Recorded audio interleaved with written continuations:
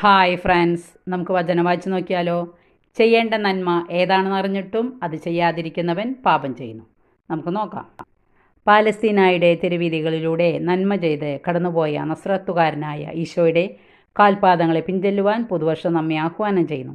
നന്മകളാൽ അലങ്കൃതമാകണം പുതുവർഷം. നന്മയുടെ നിഷേധം പാപമാണെന്ന് യാക്കോബ് ശ്ലീഹ പഠിപ്പിക്കുന്നു. ചെയ്യേണ്ട നന്മ ഏതാണെന്ന് അറിഞ്ഞിട്ടും അത് ചെയ്യാതിരിക്കുന്നവൻ പാപം ചെയ്യുന്നു.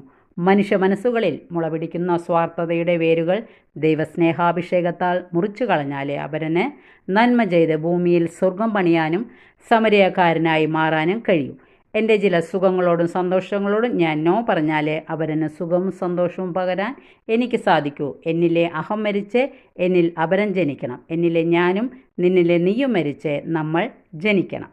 അപ്പോൾ സ്നാപകൻ പറഞ്ഞതുപോലെ അവൻ വളരുകയും ഞാൻ കുറയുകയും ചെയ്യും.